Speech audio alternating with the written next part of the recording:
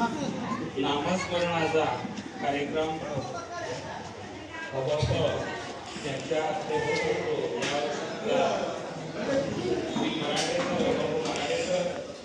आज आपल्याला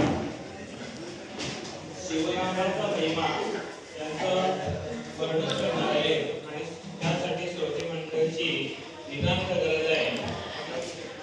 आणि त्या ठिकाणी येऊ इच्छितात त्यांनी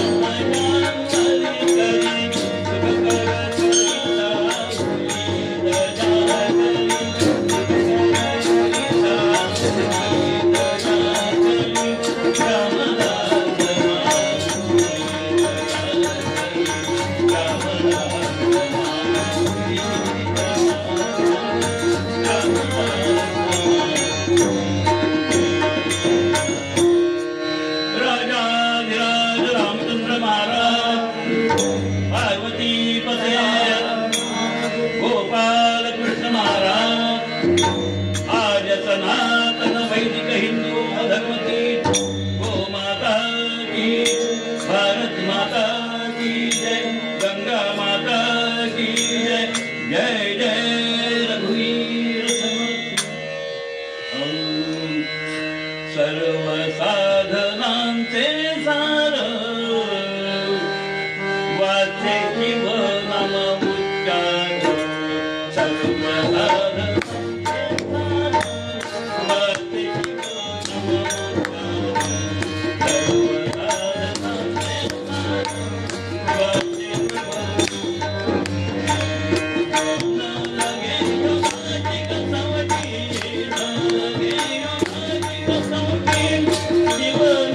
उच्चार,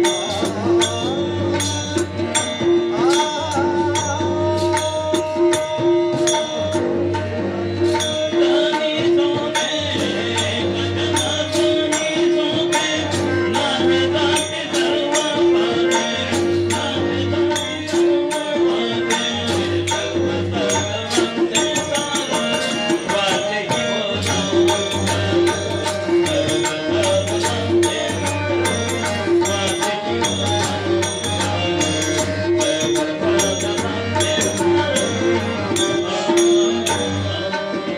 वाचे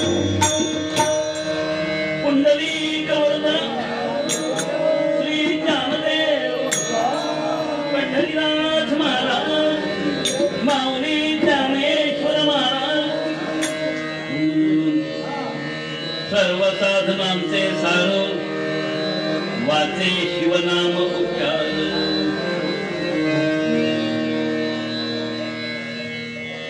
न लगे योगाची कसवटी, वाचे शिवनाम होती किंवा शिवनाम उच्चार होती। घडे जप तप अनुष्ठान, घडे जप तप अनुष्ठान, वाचे उच्चारिता शिवनाम। एका जनार्दनी सोपे, नामे जाती सर्व पापे। एकनाथ महाराज की।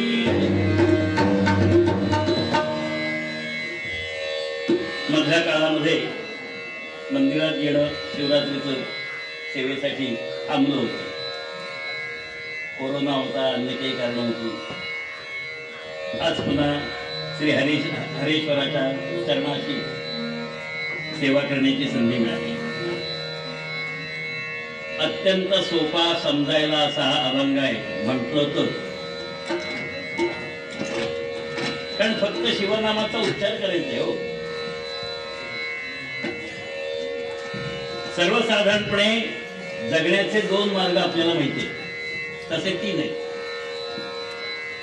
सर्वसामान्य जीव म्हणून आपण ज्यावेळेला जगतो, जगण्याचा प्रयत्न करतो, त्यावेळेला एक सामान्य मार्ग म्हणजे ज्ञान मार्ग. विविध प्रकारचं ज्ञान मिळवायचं, आपल्या आचरणात आणायचं आणि त्या मार्गाने आपला संसार काय असेल तो पुढे सरकवायचा. ज्ञान मार्ग. दुसरा कर्म मार्ग. काम करत राहायचं, ढोरासारखं म्हणतात तसं, आणि त्या कामातून मिळेल त्या ह्याच्यावर संसार चालवायचा. बाकी काही बघायचं नाही इकडे तिकडे. ते तिकडे काय चाललंय, राजकारण काय चाललंय, किंवा ते देशात काय पडलंय, तिकडे दुसरा देश हल्ला करतोय का काय, आपल्याला काही घेणं देणं नाही. आपलं काम बरं की आपण बरं, याच्या पलीकडे जीवन जगण्याचा मार्ग नाही. तिसरा मार्ग भक्ती मार्ग. गीतेने 2च मार्ग सांगितले.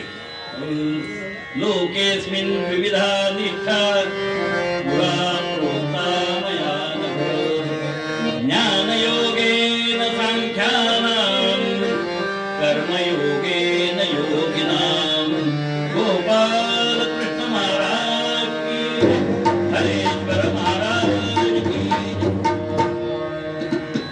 एक ज्ञानाच्या माध्यमातून जायचं म्हणजे विचार करायचा, आपला पगार किती आहे, घरात माणसं किती आहेत, दर महिन्याला लागणारा खर्च किती आहे, जेवणाचा खर्च असेल, प्रवास खर्च असेल, कपड्या लत्त्याचा खर्च असेल, अन्य काही गोष्टी असतील, त्या खर्चाचं बजेटिंग करायचं म्हणजे अंदाजपत्रक मांडायचं. आणि त्या अंदाजपत्रकाच्या आधारे आपलं संसार असेल तो चालवायचा. आणि मग आपल्या जवळचे जे ज्ञान असेल त्या ज्ञानाचा उपयोग वेळ मिळाला तर समाजासाठी करायचा, 4 चांगले शब्द सांगण्यासाठी. पण या मार्गाने भगवंताची भेट होईलच असं नाही. कारण ज्ञानमार्गामध्ये परमेश्वराचं ज्ञान करून घ्यायला वेळ आहे कोणाला. आज आपल्याला वेगवेगळ्या माध्यमातून जे ज्ञान दिलं जातं ते कसं दिलं जातं. आमच्याकडे या, एवढे पैसे गुंतवा म्हणजे तुम्हाला डबल पैसे मिळतील. अमुक ठिकाणी नोकरी आहे, ती नोकरी करा, त्यासाठी हे या प्रकारचं शिक्षण घ्या म्हणजे तुम्हाला नोकरी लागली की पगार मिळेल. आपल्या शिक्षणाचा त्या नोकरीशी काय संबंध असतो हा विचार करायचा नाही, अडचणीत येईल. पण आपलं शिकत राहायचं, विविध प्रकारच्या पदव्या घ्यायच्या. त्या ज्ञानाने परमेश्वराची प्राप्ती नाही. त्या ज्ञानामुळे समाधान देखील प्राप्त होत नाही. कारण ते ज्ञान भांडायला शिकवतं, स्पर्धा शिकवतं. समोरच्यानी बंगला बांधलाय, मग माझा बंगला व्हायला पाहिजे, की झाली स्पर्धा सुरू. मग त्यासाठी पैसा कसा मिळवता येईल, दुसऱ्याला कसं लुटता येईल, दुसऱ्याला लुटण्यासाठी कोणकोणते मार्ग माणसं निवडतात हे मी जवळून पाहतोय. आणि मग मला समाजामध्ये प्रसिद्धी कशी मिळवता येईल, नको तो पोशाख करून, नको ती फॅशन करून वगैरे वगैरे.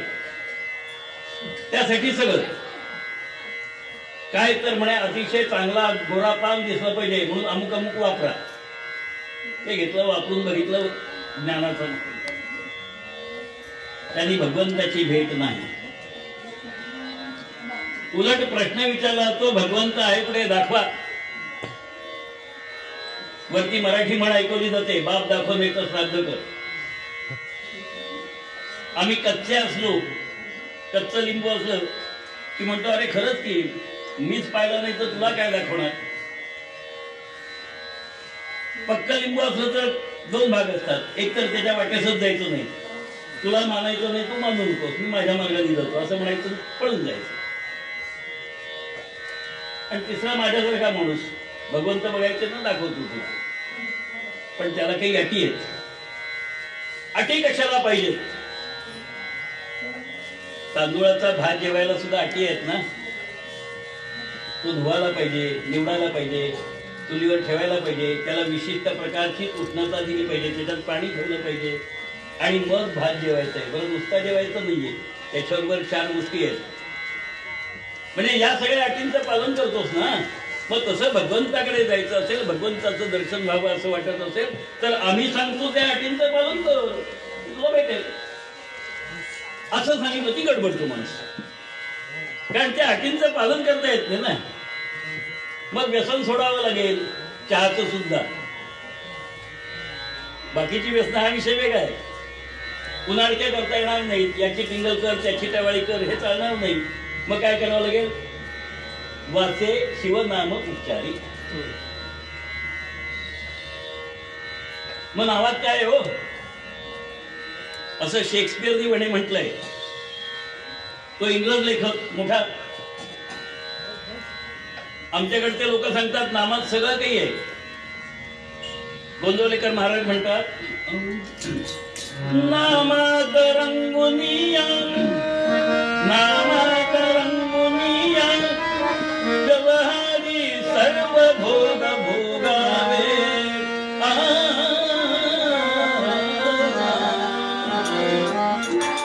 नामात रंगुनिया, व्यवहारी सर्व भोग भोगावे. हा की सुबोध गुरूंचा, हा की सुबोध गुरूंचा, भोगा संगे तुझे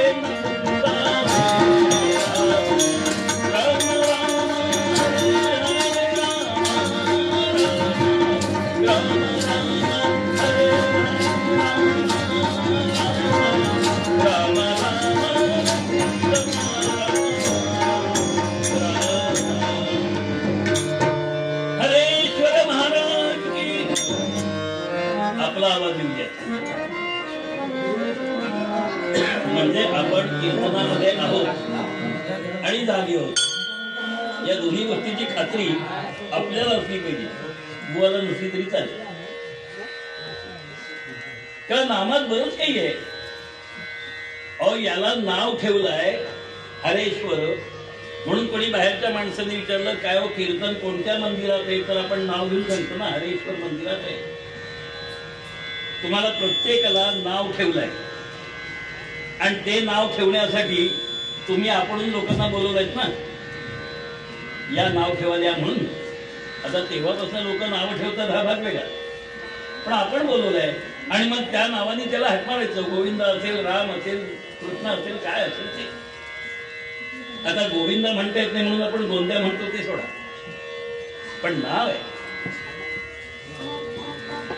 म्हणजे ज्ञानमार्गामध्ये जर कोणी विचारलं की भगवंताचं दर्शन आहे का, हो निश्चित आहे, पण त्याच्या अटी आहेत. इंग्रजी माध्यमाच्या शाळेमध्ये जायचं असेल तर अटी आहेत ना. पायाला बूट सहन होत नसले तरी त्या बुटामध्ये पाय घातला पाहिजे, पट्टा बांधला पाहिजे, बरोबर ना. वाक्य चुकलं नाही ना. बुटामध्ये पाय घालायचं ना, का पायात बूट घालायचे, काय करायचे काय. तो टाय बांधला पाहिजे, त्याची गरज नसते उन्हाळी प्रदेशामध्ये. आपल्याकडे तर त्याची काही आवश्यकता नाही, पण आमच्या शाळेचा हा नियम आहे. या शाळेचे पण नियम आहेत ना. शुद्ध अंतःकरणाने यायला पाहिजे, स्वच्छ होऊन यायला पाहिजे, मनामधले सगळे विकार बाजूला ठेवण्याचा प्रयत्न करायला पाहिजे. बंधन आहे ही. बंधनं पाळून ज्ञानमार्गाने भगवंताकडे जाता येते. दुसरा कर्ममार्ग. आम्ही विविध प्रकारची कर्म करतो. माऊली म्हणाली कर्मे ईशु भजावा, म्हणजे आपल्या कर्माने परमेश्वराची पूजा करावी. जसं घरात कर्म केल्याशिवाय खायला मिळणार नाहीये.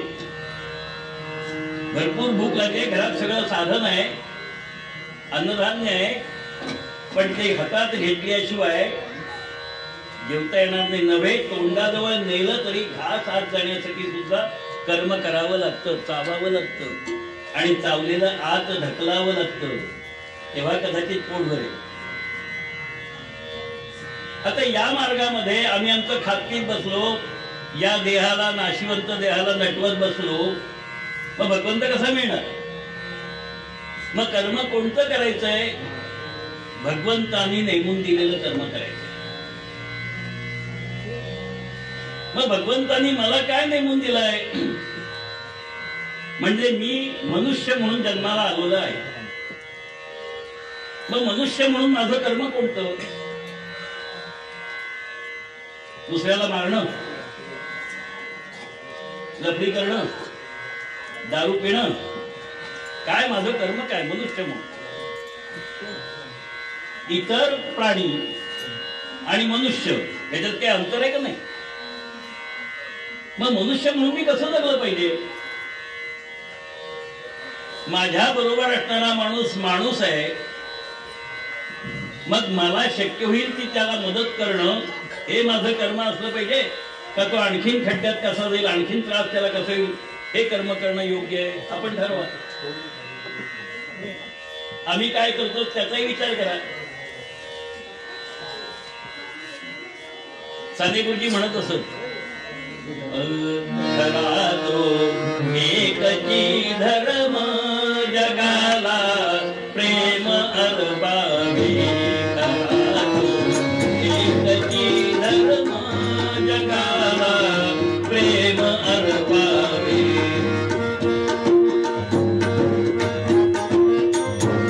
जगी दे दीन पद दलित दयाला प्रेम अर्बावे.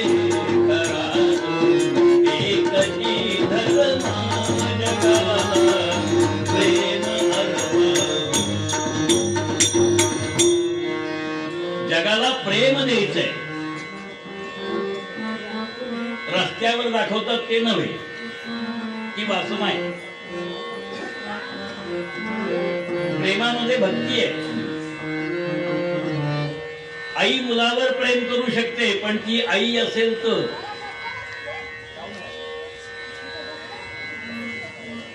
जी आई पैशाच्या मागे लागून मुलाला पाळणा घरात टाकते, त्याला आईची गरज असताना तिला आई म्हणता येईल का? खरंच एवढी पैशाची गरज आहे का? आपण म्हणाल पैशाशिवाय काही झालंय का? कोरोनाचा 2 वर्षाचा अनुभव घेतलाच आपण. नोकऱ्या ठप्प होत्या, बंद होत्या, आपण खात पीत होतातच ना. का उपाशी मेलो कोणी? कोरोनामुळे माणसं मेली असतील. मग ज्याने आपल्याला जन्म दिलाय तो आपल्या खाण्यापिण्याची व्यवस्था करतोच. मग त्याला काय हवंय ते कर्म केलं तर तो आपल्याला भेटेल, नाही तर भेटणार कसं? म्हणून सत्कर्म योगे वय घालवावे. सत्कर्म केल्यानंतर आपल्याला भगवंताची भेट होईल. ते कर्म करताना त्या कर्माच्या बरोबर आपलं मन तिथे असलं पाहिजे, आपली भावना तिथे असली पाहिजे. अन्यथा परमेश्वराची भेट नाही. म्हणजे दोन्ही मार्ग तसे अवघड आहेत ना, कठीण आहेत ना. मग आता कलियुगामध्ये करायचं काय आम्ही? कृते यध्यायते विष्णू त्रेतायाम यजतो मखैः द्वापरे परिचर्यायाम कलौ तद् कीर्तनात्. गोपाल कृष्ण महाराज की जय. हरेश्वर महाराज की. आपला आवाज येत नाही. कदाचित भगवंतांनी आपल्याला ताकीद दिलेली आहे, अजिबात कोणतं शब्द काढायचं काय, त्याची लीला आहे होती.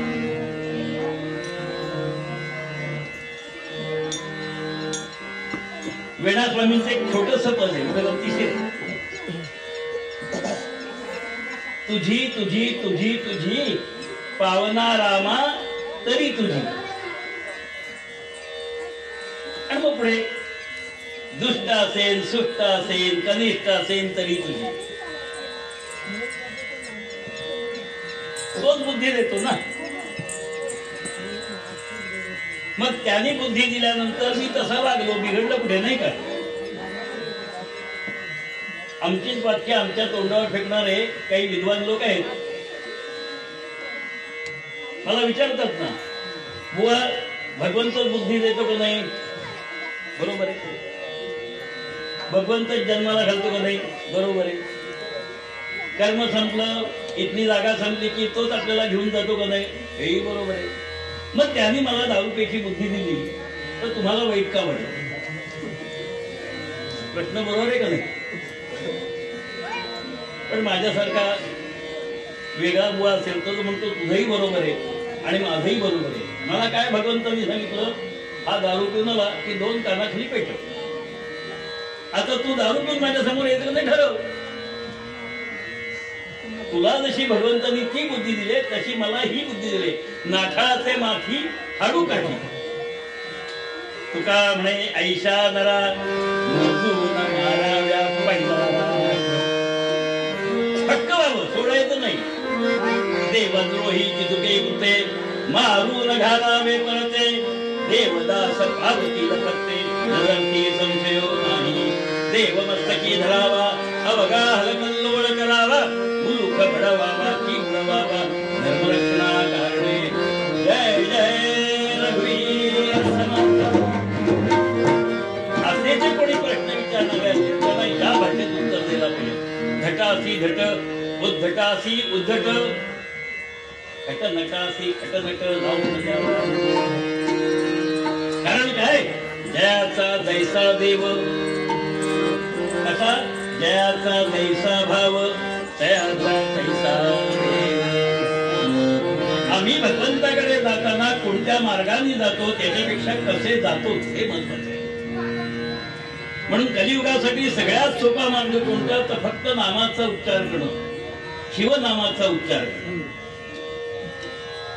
रामकृष्ण हरी कोणतंही नामस्मरण करा, शेवटी एकच आहे ना तो. महाराज म्हणाले नाम संकीर्तन साधन पैसोपे. नाम संकीर्तन साधन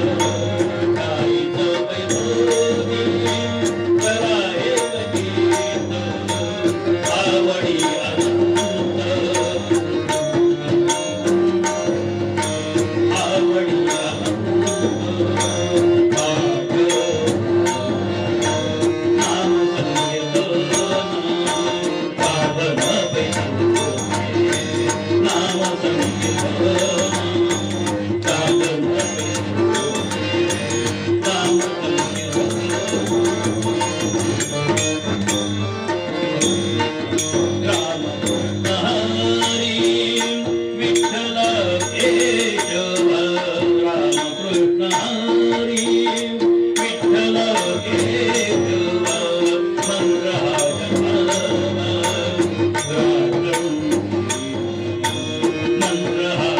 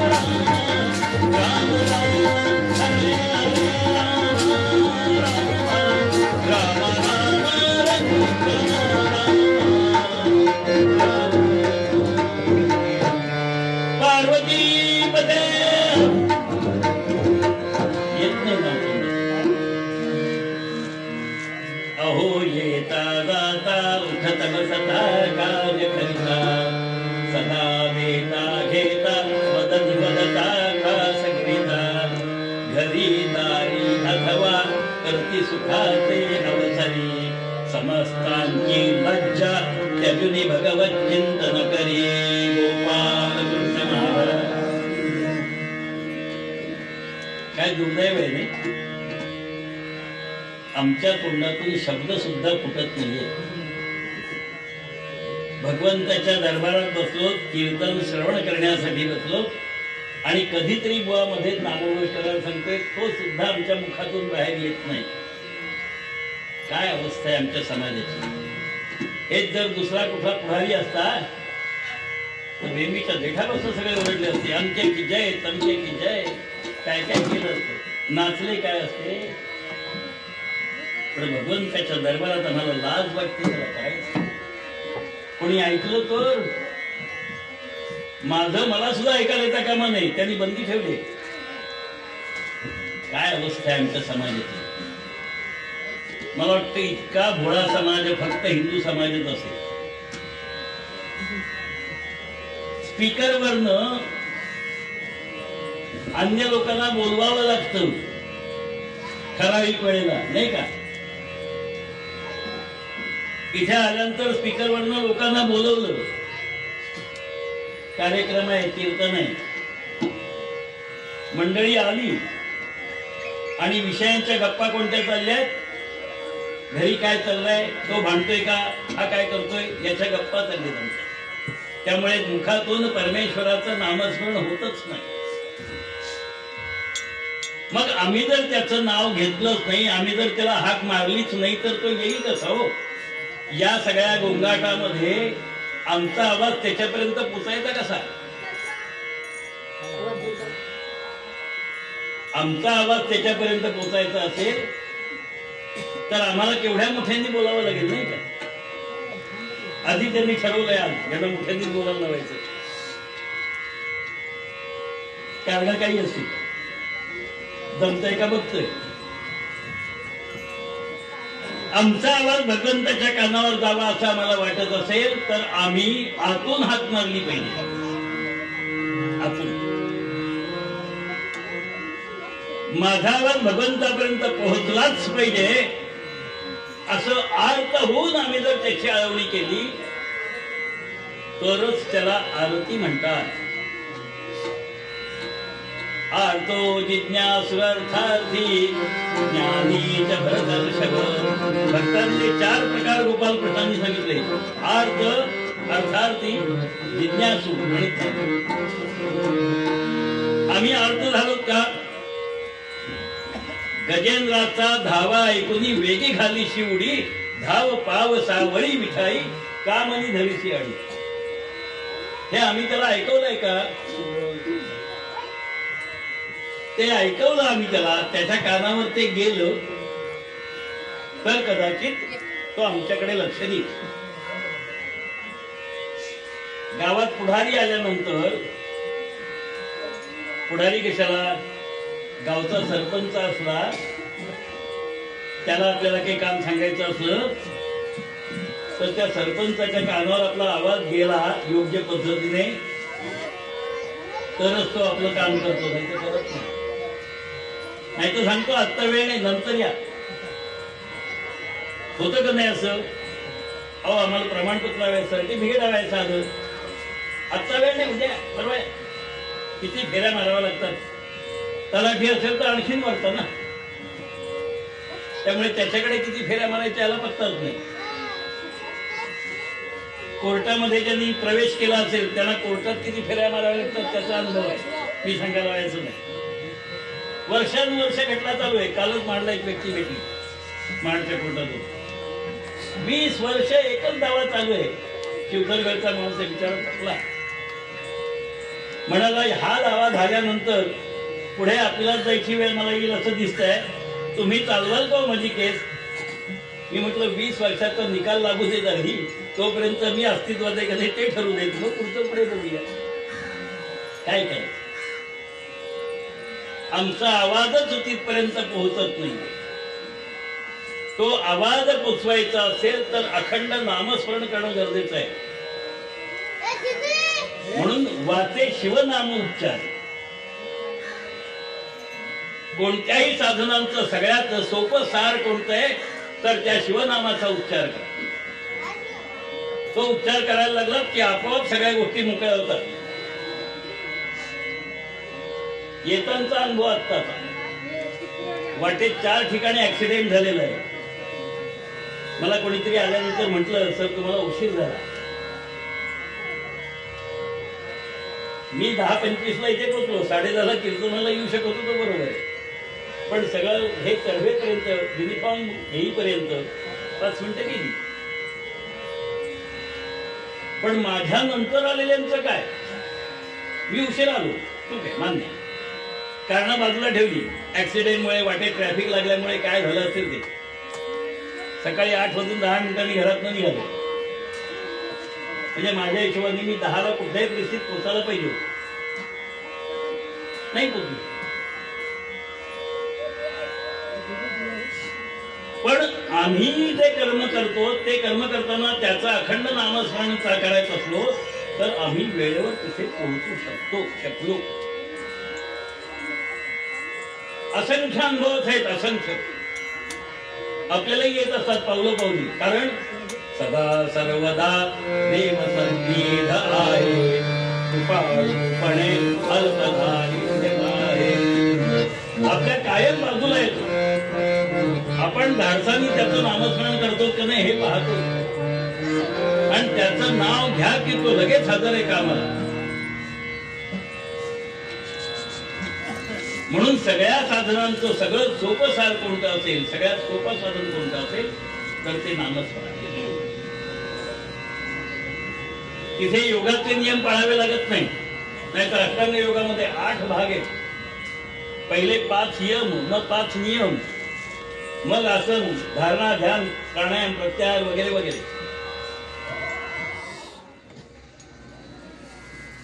5 यम म्हटल्यानंतर कदाचित अडचण होईल नाही का? ते 5 यम आहे. योगाने सांगितलं ईश्वर प्रणिधानाने. त्याचा ईश्वर हा सगळं घडवतोय. तस्य वाचक हा प्रणवा. ओंकाराचा जप करा. त्या ओंकाराचा जप सुद्धा नीट यावा लागतो हो.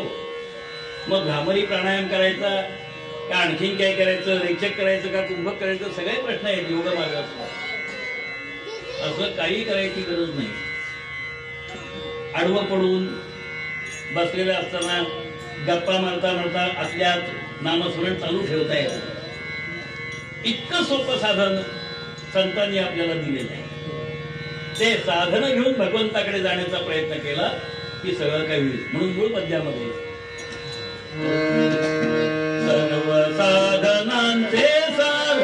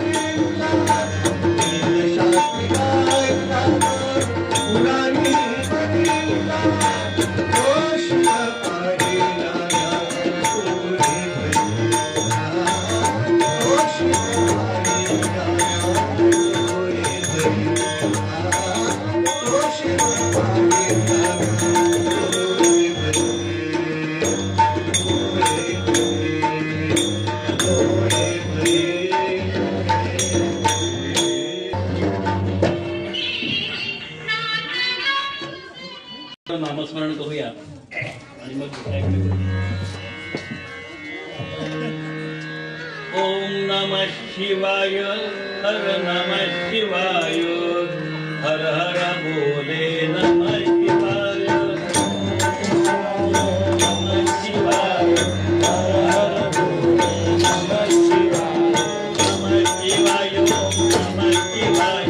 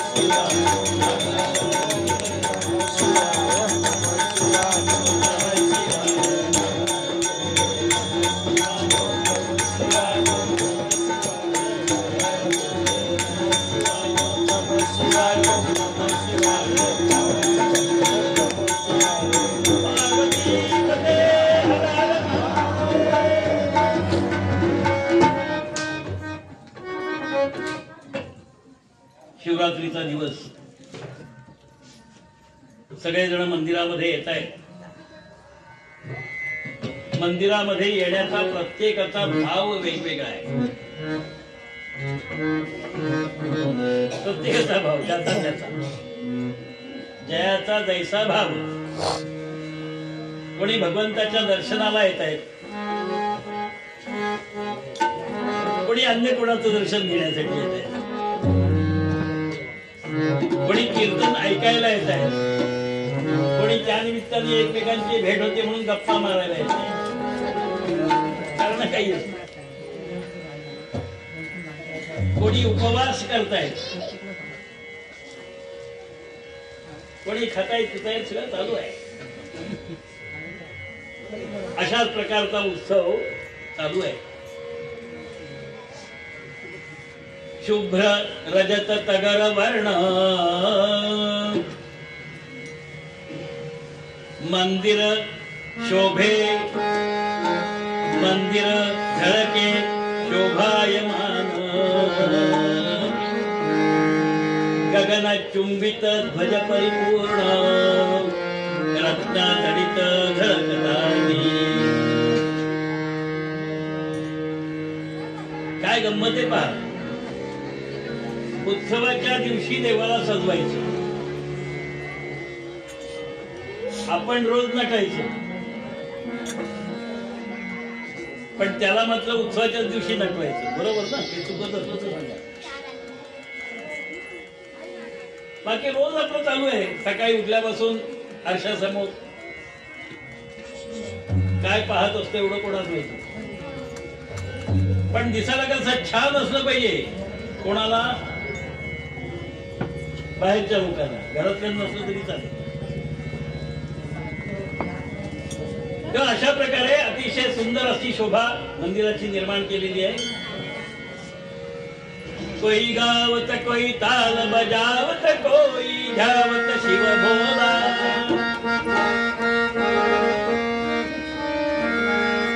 कोई गावत कोई ताल बजावत कोई ध्यावत शिव भोला.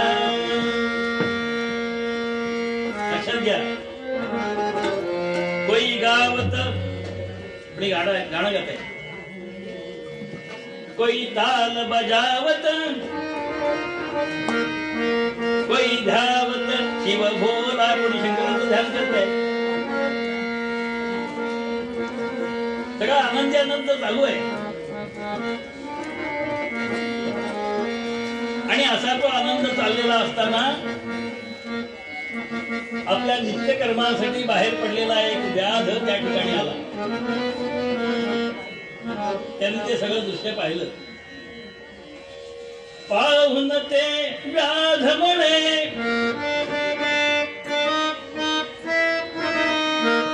काय सकल मूढ जन.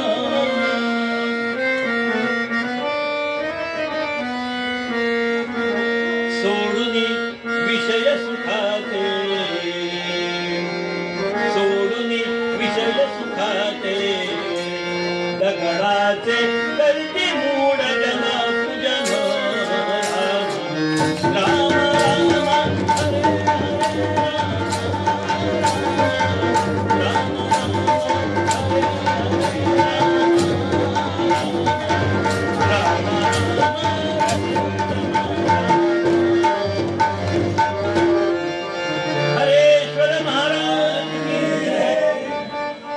आमची आजची पिढी आणि तो व्याध यांच्या विचारण्यात काही फरक नाहीये. तो व्याध म्हणतोय दगडाचं पूजन करून काय फायदा आहे. आमची शिकून मोठी झालेली मंडळी तोच प्रश्न विचारतात. दगडाचं कसं पूजन करते. अन्य धर्मीयांचं ऐकून हा प्रश्न हिंदू धर्मियांना विचारला. दगडाचं पूजन कसं करते. त्यापेक्षा माणसाची सेवा करा वगैरे वगैरे. त्यांना काय कळणार दगडामध्ये आम्ही काय पाहतोय ते. दगडाला तो दगडच दिसणार ना. आम्ही दगडात सुद्धा देव मानणारी माणसं आहोत. माणसाची पूजा करायला माणसाची सेवा करायला आम्हाला सांगायची गरजच नाही. ती तर आम्ही करतोच. आईला गुरु मानणारे आम्ही आहोत. वडिलांना गुरु मानणारे आम्ही आहोत. आता वृद्धाश्रमात पाठवतो तो भाग वेगळा. पण माता गुरु, पिता गुरु, मग लौकिक गुरु, मग आचार्य गुरु किंवा दुसरे कोणते असते. आई वडिलांची सेवा करत असताना 28 युग पंढरपूरच्या पांडुरंगाला विटेवर उभा करून ठेवलेला कुंडली आमचा आदर्श आहे. तेव्हा माणसाची सेवा करायला आम्हाला तुम्ही सांगायची गरज नाही. सगळ्या जनतेची सेवा करत राहिलो म्हणूनच आज तुम्ही अस्तित्वात आहात. तुमच्याकडे पाऊस पडत नव्हता म्हणून आमच्या देशातल्या माणसांना नेऊन तिथे यज्ञ केला. तर तेव्हा तुमच्या देशाला पाऊस मिळाला, खायला अन्न मिळालं. आर्यन त्यांनी हे सगळं केलं. आणि त्या आर्यनचं नाव आज इराण झालं. इतिहास काढून पहा. इतिहास आम्हाला तुम्ही सांगू नका.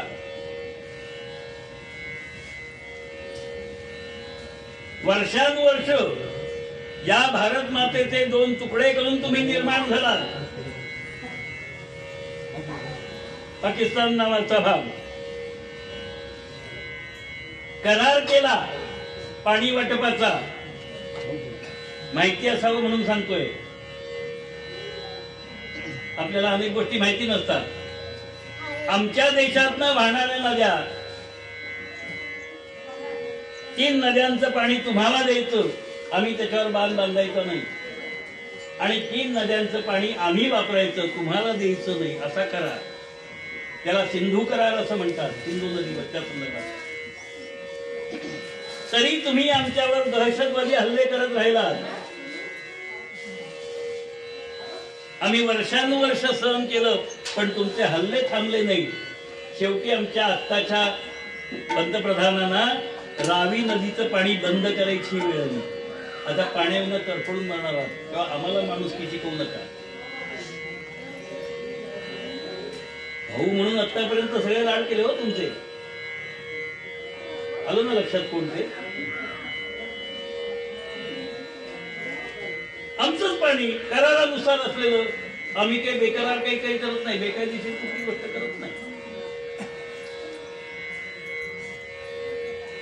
ज्यांचे गोडवे आम्ही गातो भारतात राहून, आमच्या देशातल्या आमच्या राज्यामध्ये पाकिस्तान जिंदाबादच्या घोषणा आम्ही देतो.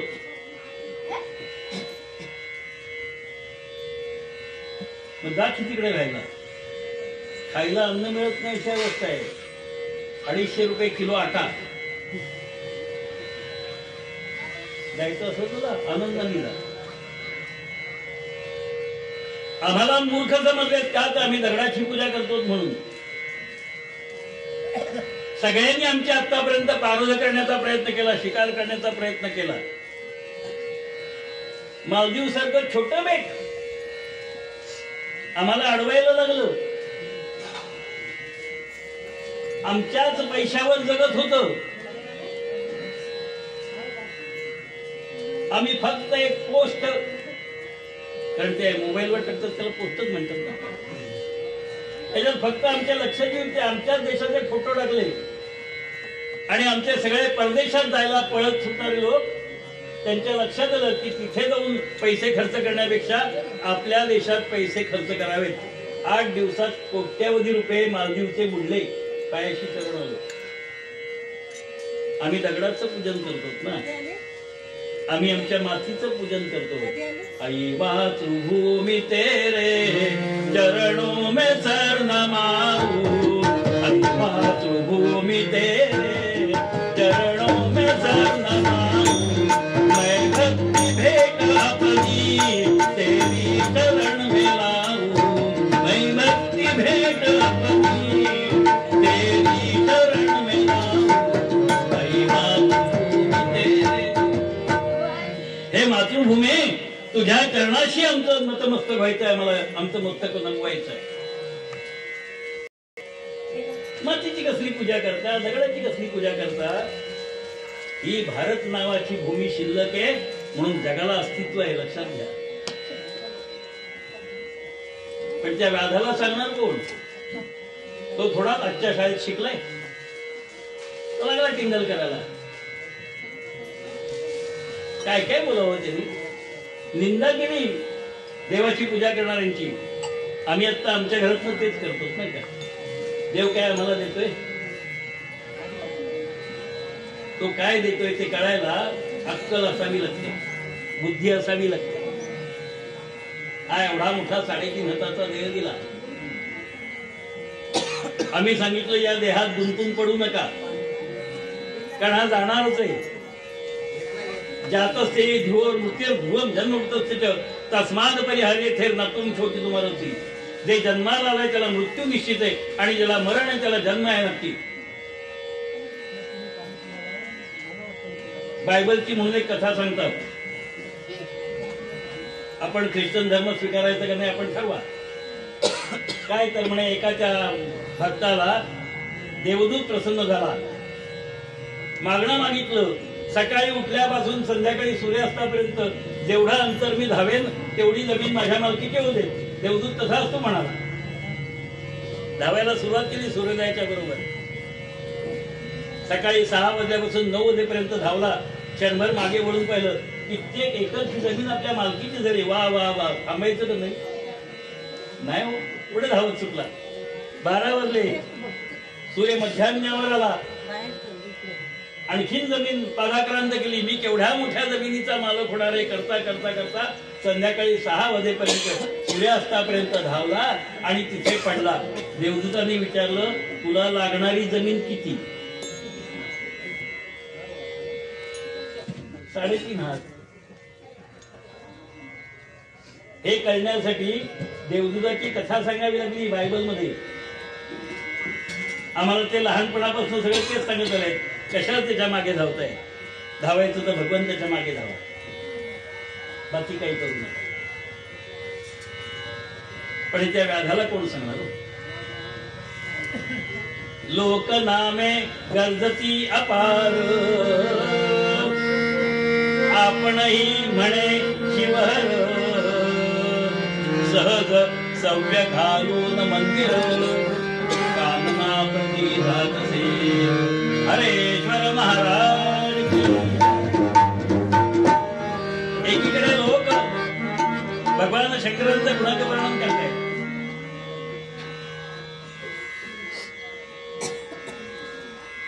काय काय नामस्मरण चाललंय.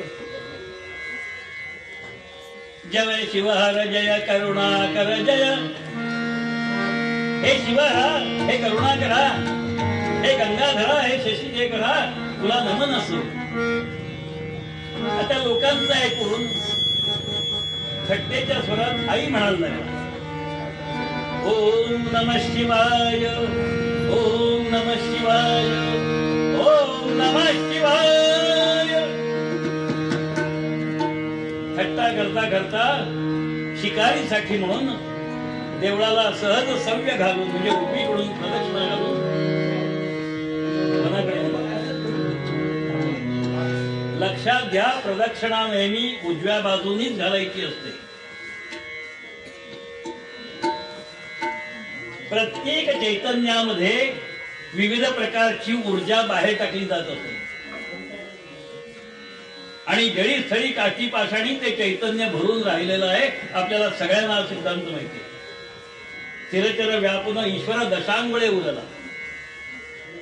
दगडामध्ये सुद्धा परमेश्वर आहे, लाकडामध्ये सुद्धा परमेश्वर आहे, तुमच्या आमच्यामध्ये सुद्धा परमेश्वर आहे. मग त्या दगडाला देव म्हणून प्रदक्षिणा घालायची असेल तर उजवीकडनं धरली पाहिजे. कशासाठी?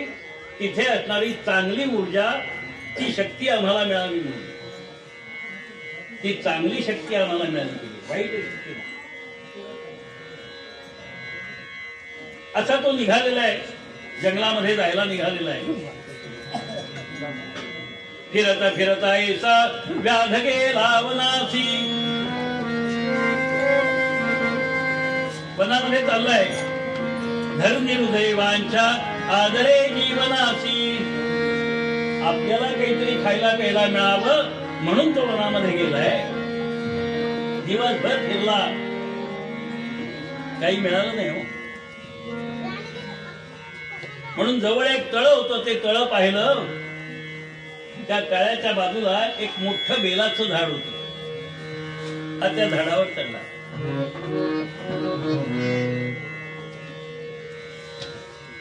त्या तडागाच्या म्हणजे तळ्याच्या बाजूला असलेल्या बेलाच्या झाडावर हा चढला. संध्याकाळची वेळ झाली. आता रात्रीच्या वेळेला येणारं सावध दिसलं पाहिजे. घनदाट बिल्ववृक्ष आहे म्हणून त्याने त्या झाडाची पानं फुडायला सुरुवात केली. पान फुडायचं, भगवंताचं नामस्मरण करायचं, ओम नमः शिवाय म्हणून, आणि खाली सोडून द्यायचं. ज्या झाडावर तो चढला होता त्या झाडाच्या बाजूला भगवंतांनी स्थापन केलेलं एक लिंग होतं. त्या व्याधाच्या हातून पडणारं बेलाचं पान त्या पिंडीवर पडत. निशा होता एक याम, व्याधा नसे विश्राम. एक प्रहर झाला रात्रीचा, हा थांबलेला नाही. मुखी उच्चारित नाम, काम शत्रूचे पार्वती पते. कान फोडायचं, खाली टाकायचं आणि म्हणायचं ओम नमः शिवाय, ओम नमः शिवाय, ओम नमः शिवाय. उद्योग चालूच आहे, पण समोरून कोणी दिसे नाही. न कळत भगवान शंकरांची पूजा चालू आहे, न कळत.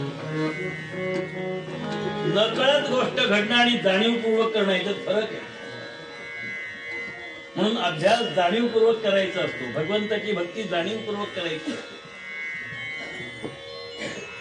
न कळत शिवरात्रीचा दिवस आहे म्हणून मंदिरात आलो, कानावर 4 शब्द पडले, ही न कळत झालेली भक्ती. पण नाही, मला कीर्तन ऐकायला जायचंय, भगवंताच्या दरबारात थोडा वेळ बसायचंय म्हणून जाणीवपूर्वक बाकीचं सगळं काम बाजूला ठेवून मी त्याचं फळ फार मोठं. भगवान शंकरांनी आशुतोषांनी त्याची ती पूजा मान्य केली. रात्रीचा दुसरा प्रहर झाला. दुसरा प्रहर देखील अखंड नामस्मरण चालू आहे. ओम नमः शिवाय, ओम नमः शिवाय चालू आहे. आणि मग दुसरं रात्र सुरू झालेली आहे. एक हरिणी येताना पाहिजे. तई हरिणी जलपान करू आणि गर्भिण. एका गर्भधारण केलेल्या हरिणीला येताना व्याधानी पाहिलं आणि मनात म्हणतोय आता हिला मारून माझं आणि माझ्या कुटुंबाचं मला पोट भरता येईल. व्याधे आकर्णशरा जोडून ती लक्षिताची भीन मने.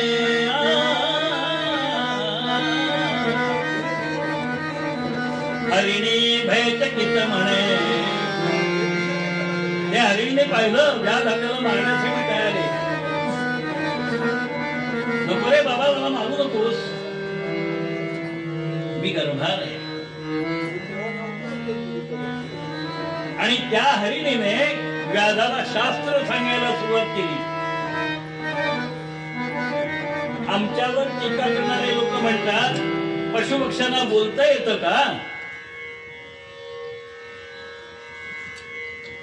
आम्हाला तरी कुठे नीट बोलता येतं. धड इंग्रजी नाही, धड मराठी नाही, धड हिंदी नाही, सगळं एकत्र करूनच ना.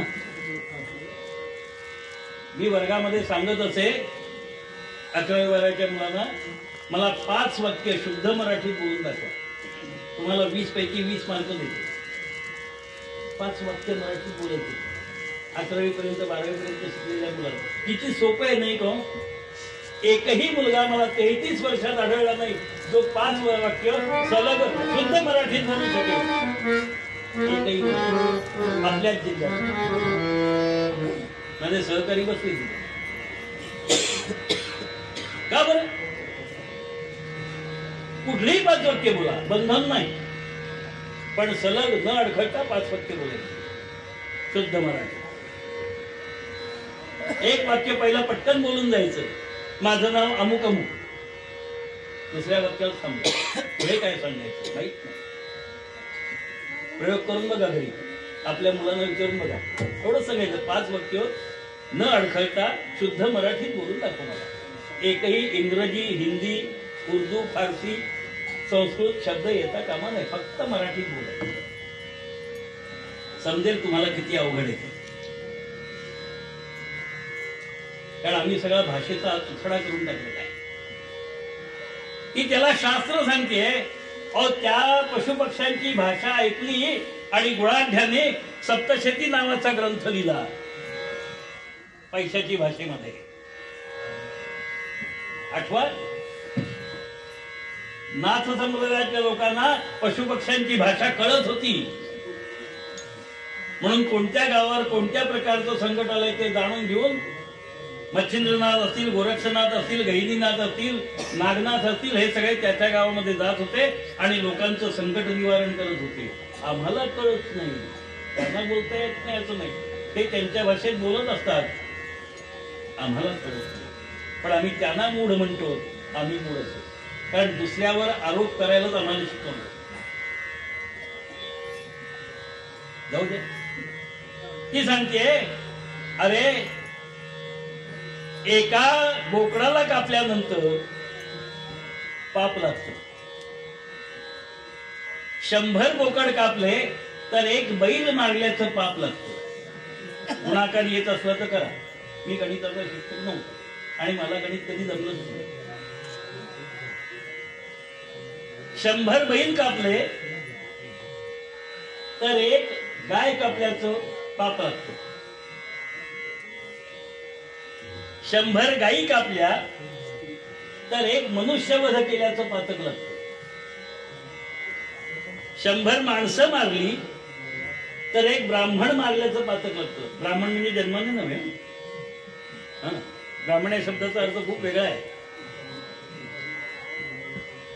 आणि 100 ब्राह्मण मारले तर एक स्त्री वधाचं पातक आहे. एवढा मोठा मान आमच्या स्त्रीला आमच्या देशात आहे. गुलाम आहेत का आमच्या त्या? पण आम्हाला सगळ्या स्त्री मुक्तीवाल्या सांगतात का नाही, भारतामध्ये स्त्रियांना दासी म्हणून वागवलं आहे. काय काय हिंमत असली तर समोरून शास्त्र बघा काय. आणि 100 स्त्रियांना कापल्याचं जे पातक आहे ते एका गर्भवती स्त्रीला मारल्याचं पातक आहे. तेव्हा हे व्याधा एवढं महान पातक करू नकोस, म्हणून मला मारू नकोस.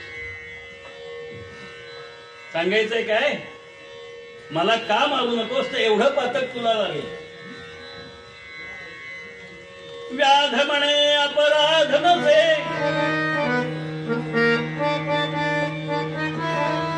घरी असे क्षुधित सकळ परिवार. काय करू, तुला मारू नये असं मला वाटतंय, पण करणार काय, मी उपाशी आहे. पण माझा सगळा परिवार ज्यांची जबाबदारी माझ्यावर आहे तो परिवार देखील उपाशी तडफडतोय, मरतोय. त्यांना खायला घालणं माझं कर्तव्य आहे. दारू पिणाऱ्या माणसाने हे समजून घ्यावं, त्याचं कर्तव्य काय की मी दारू मध्ये एवढा पैसा उडवल्यामुळे माझ्या परिवाराची अवस्था काय होणार आहे. म्हणजे कदाचित तो दारू पिणार, पण आम्हाला हे सांगितलं जात नाही. आम्हाला काय सांगितलं जातं, अलीकडे सगळेच घेतात, तुम्ही घेतलं तर बिघडलं कुठे. म्हणून आमच्या महिला देखील राजरोज दारू प्यायला लागेल आणि कुठेही जाऊन पडायला लागेल. बरोबर आहे ना, आपण कुठेतरी ती पोस्ट पाहिली असेल, चर्चा आहे कॉलेजच्या मुली. आम्ही कोणत्या रस्त्याने जातो, परी हरिणी असोनी अशा गोष्टी वदनी म्हणून नवलगमे सृष्टी. अगं तू हरिणी असून मनुष्यवाणीत बोलतेस, हे नवल करते मी. तू कोण आहेस मला सांग. ती म्हणाली, अरे काय सांगू तुला, माझ्या कर्माचं फळ म्हणून हरिणीचा जन्म मला मिळाला. मी पूर्वजन्मी रंभा नावाची अप्सरा होते. म्हणे हरिणी मी पूर्वभवी रंभा. अरे त्या स्वर्गामध्ये नाच गाण्यात चालली नव्हते, पण तिथे चुकले, करू नये ते केलं आणि म्हणून मला शाप मिळाला तिथे जा. हरिणीच्या जन्माला म्हणून मी हरिणी झाली. पण मी नक्की येते, वचन देते तुला, मी परत येईल. म्हणाला जा बाई, आता करायचं काय. जा. एका जीवाला हत्या होऊ नये म्हणून मोकळं सोडलाय. कोणत्या जीवाला, हरिणीला नाही सोडलेलं, ती परत येणार आहे. पण तिच्या उदरी असणारा जो गर्भ आहे, भ्रूण हत्या करायची नाही म्हणून त्याला सोडलाय. आज आम्ही जाणीवपूर्वक भ्रूण हत्या करतो, गर्भ पाडून टाकतो. ॲबॉर्शन, का मुलाला सांभाळायला नको म्हणून. योग्य आहे का अयोग्य आपण ठरवू. ती गेली आणि दुसरी हरिणी आली. तो दुसरी हरिणी तया करतासी जलपान कराया निघे.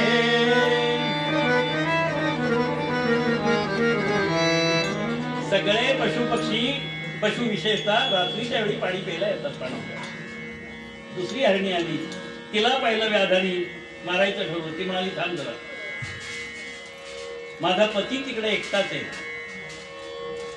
त्याची दुसरी पत्नी जी आत्ता आधी गेली ती गर्भीण आहे, तर त्याची सेवा मला करू द्या. पती सेवा करणं याला स्त्री धर्म म्हणतात. अलीकडच्या काळानं स्त्रियांना हा विषय सांगितला तर न पटणार. रामायणातलं एक छोटं उदाहरण आपल्याला सांगतो. आम्ही माता सीतेचं नाव घेतो ना सगळे. रामाने वनवासात जायचं ठरवल्यानंतर सीता म्हणाली मी पण आपल्याबरोबर येणार. जेथे राघव तेथे सीता. राम म्हणतात वनवासात तुझ्या पायाला काठे टुकतील, आजूबाजूची श्वापद रानटी जनावर तुला त्रास देतील, राक्षस तुला त्रास देतील. ती म्हणाले माझे वडील बहुतेक चुकले. वडील चुकले? काय चूक केली वडिलांनी?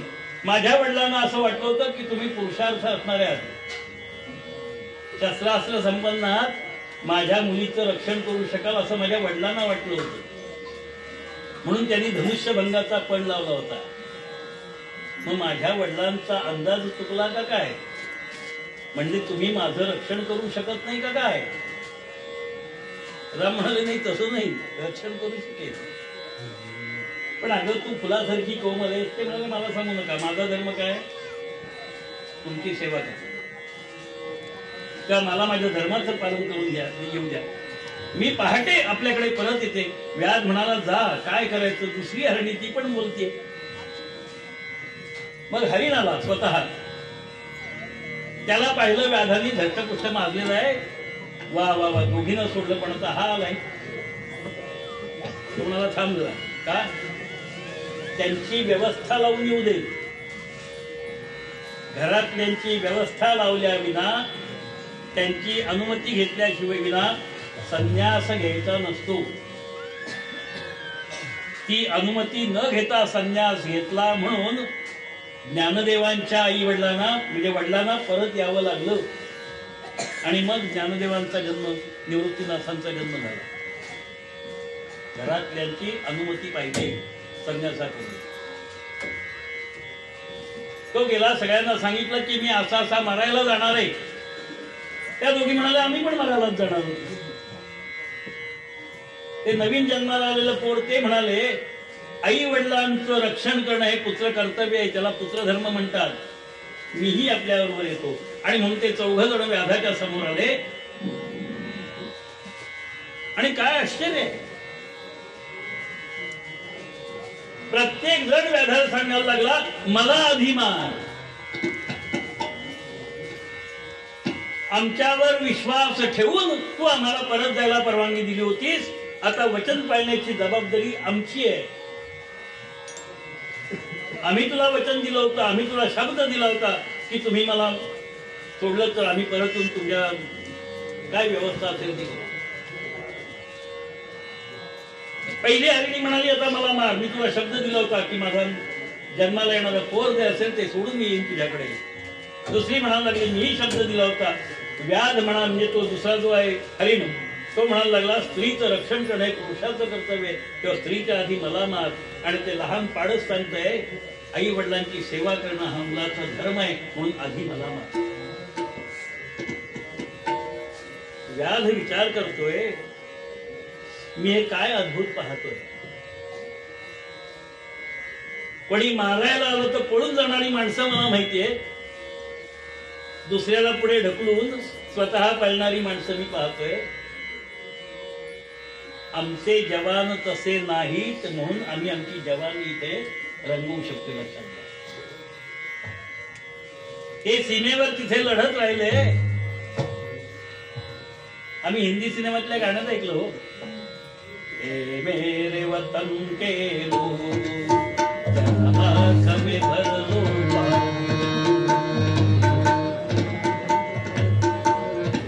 बरोबर ना. जो शहीद हुए हैं उनकी जरा याद करो कुर्बानी. त्यांनी स्वतःच केलेलं बलिदान एकदा तरी आठवावं. जसं कविराय भूषणांनी म्हटलं, काशी की कलागती मथुरा की मस्जिद होती न होते शिवा तो सुन्नत होती सबकी. त्या शिवरायांचं नामस्मरण करताना त्यांची थट्टा बदनामी आमच्याकडनं होणार नाही याची काळजी घ्यावी. आम्ही घेतो का नाही मला माहित नाही. व्याध म्हणतो हे आपणहून सगळे मारायला तयार झाले. काय प्रकार काय. व्याधाने सांगितलं मी तुम्हाला कोणालाही मारणार नाही. बस झालं सगळं. आजपर्यंत अनेक प्राण्यांना मारून खाल्लं आम्ही. त्यांच्या जीवावरती माझ्या मुलाबाळांचं पोट भरलं.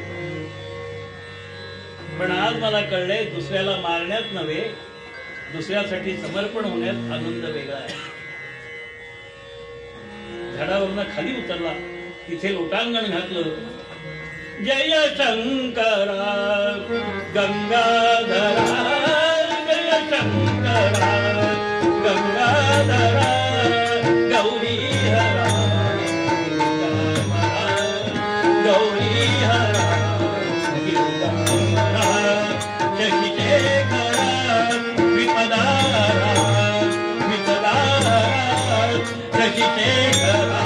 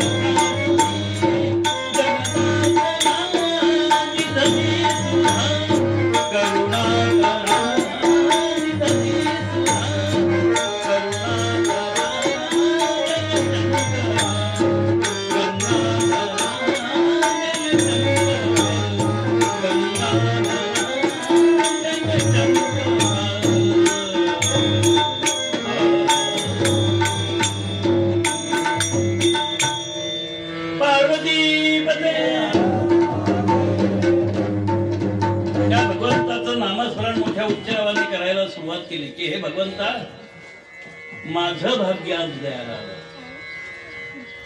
कारण या वनामध्ये येण्यापूर्वी वाटेत एक शिवमंदिर लागलं.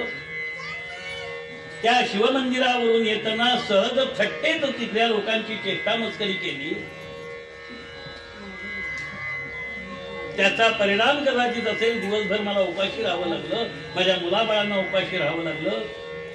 सहज जागरण उपवास त्यास झाला. मुद्दाम केला नाहीये उपवास, पण सहजगत्या घडला, कारण खायला काही मिळालं नाही. आणि पाहिलं काय तर धर्मरक्षणासाठी प्राणार्पण करणारे प्राणी पाहिले. मग मी तर माणूस आहे. जर प्राणी त्यांचा धर्म पाळतात, तुमच्या जिभेचे चोचले करण्यासाठी ते स्वतःचा बळी देतात. कोंबडी असेल, बोकड असेल, मच्छी असेल, जे काय असेल ते, त्यांना मारून आपण पोट भरतो. मग आपण त्यांच्यासाठी काय केलं? त्या प्राण्याला कळलं की या माणसाचा उपाशी राहावं असं राहू नये असं वाटत असेल, त्याचं पोट भरावं असं वाटत असेल, तर मला त्याला समर्पित व्हावं लागेल, माझं जीवन नाहीसं करावं लागेल. मग आम्ही माणसं आहोत, आम्हाला काय कळलं? त्यांना कापून खाणं एवढंच कळलं ना. ज्या वेळेला मारू नये अशा वेळेला त्यांना मारायला आम्ही जाळ्यात पानं फेकतो, काय जाळं असेल तर फेकतोच ना पाण्यामध्ये. त्यांना मारू नये अशा पद्धतीने त्यांना कापून खातोच ना आम्ही. ज्या वेळेला मारू नये त्यावेळेला तेवढाही संयम मला माणूस म्हणून ठेवता येणार नाही का? व्याधाला ते कळलं. आणि मग भगवंताला सर्व भावांनी शरण गेला.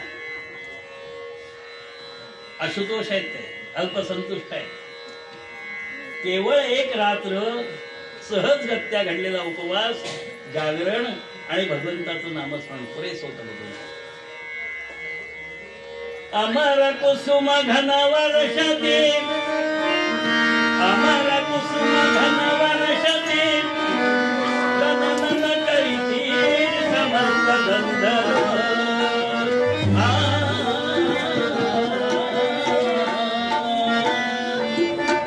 अमर कुसुम घन वर्षते, तदनन करीती समस्त गंधर्व.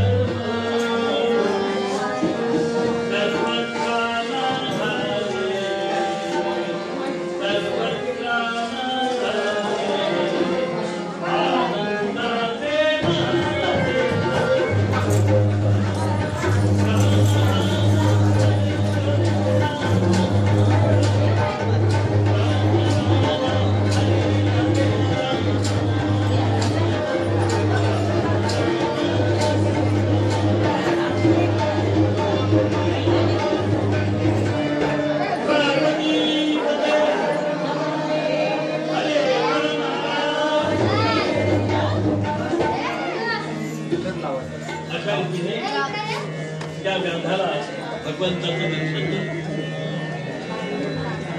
तुम्हाला मला जर असं वाटत असेल की भगवंताचं दर्शन आम्हाला व्हायला पाहिजे, तर आम्ही किमान या गोष्टी केल्या पाहिजे. किमान अवघड नाहीये, पण ते करायची मानसिक तयारी असली पाहिजे.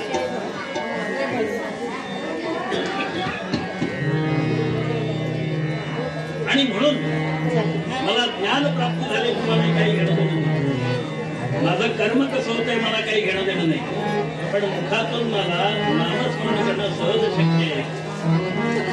ते नामस्मरण मी करत राहतो म्हणजे मला निश्चित भगवंताची प्राप्ती होईल. म्हणून मूळ पद्यामध्ये